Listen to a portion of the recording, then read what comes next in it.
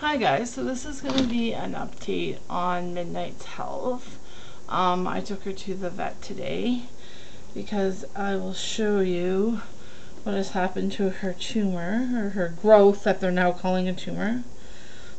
I don't know if you can see it, I don't want to hurt her. It's right here. Can you guys see that?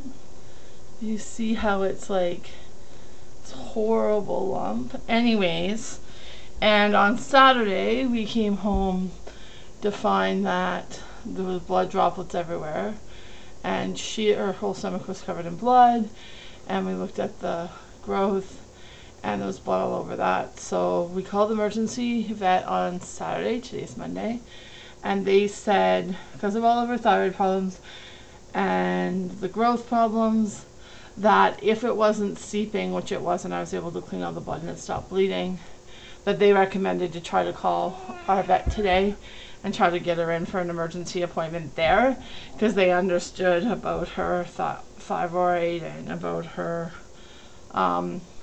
the growth since it's happened. So that's what we did. We went today. We just got back.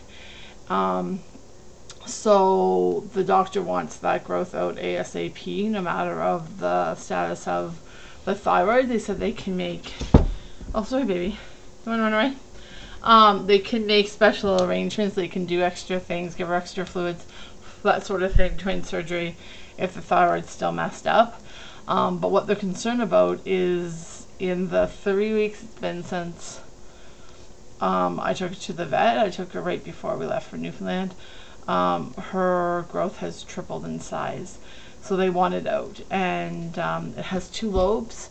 It used to have 1 lobe with a bunch of little ones underneath it. It's 2 lobes with kind of 2 or 3 bigger ones underneath and a few smaller ones, so it's spreading out is what that means. It could still all be just under the skin, but it could have spread to her lungs. So today we had to do her thyroid test, blood work, and a full workup for her surgery, which is scheduled for Thursday if everything's okay with her lungs. So they did a chest x-ray, and they said if there's lung involvement, then they're just going to treat the symptoms. They're not going to put her through surgery, because her chance of dying will be around 95%.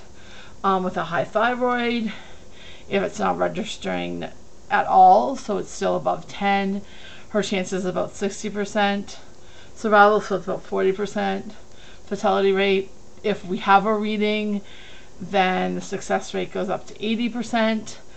And if her liver and kidneys have calmed down, which they haven't tested since the first lot of tests that they did when they were originally going to do the surgery back in January, if those things have stabilized, even if the thyroid is still high, as long as it's giving them a number, her success rate is about 90%. But if there's lung involvement, no matter what the other numbers are, her success rate's about 5%. So we wouldn't put her through that. We would treat the symptoms until she started having problems, and then we would put her to sleep, because we're not going to keep her alive for us. That's crazy. But right now she's eating and drinking on her own. I mean, the whole time she was in Newfoundland, she had her own food, water, and litter, so we could really monitor. So that was almost 3 weeks there, where she had 4 to 6 clumps of urine a day, plus at least 1 bowel movement a day, which is normal for a small cat like that. And that's been the same. She's been back in her room since Saturday. When we found her with the drips of blood all over the house, we put her right back in her room. So Saturday was about the same, Sunday was the same, this morning was the same when I scooped the litter. And her activity level's good. She's still very friendly, very outgoing.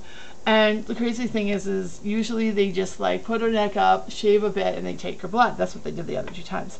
This time, it was a different vet. This is actually the primary vet at this clinic, which is the vet that's dealt with all of my animals for most of the 5 years we've been going there. But she recently hired another vet that used to be her student. So for Midnight, for the lump, we've been seeing the other vet. But anyways, we saw the main vet today, and she doesn't like shaving the fur if they can, because that causes it to itchy, and then they pick at the fur, and then, you know, you can get infections or whatever. So she just did it by like wiping it down with alcohol. She did both sides of her neck, couldn't get it out.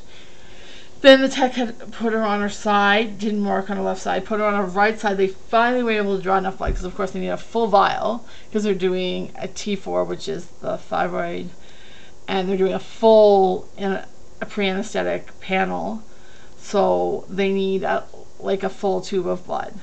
And if there's any errors or anything that needs to be double checked, they don't want her to have to go back again. So I'm waiting for a call. That's why I have my phone right here. I'm waiting for a call from the vet. She's booked her for Thursday. She made emergency space on Thursday for her to get in. We're just waiting now to find out if there's lung involvement, and that will dictate whether we go ahead with surgery on Thursday. So I just wanted to give you guys a quick update on that. Quick being about 6 minutes, sorry about that. And yeah, so I'll keep you guys apprised as it happens. But fingers crossed that this Thursday we'll be able to get her surgery. The lump will get out. It'll take 4 to 6 weeks to get the pathology back. But they're hoping, because nothing else has been involved, no other symptoms, she's been eating, drinking, all that stuff, that the pathology will come back clean. But you never know. So I'll keep you guys up to date. That is that for now. So I'll talk to you guys later. Have a good day.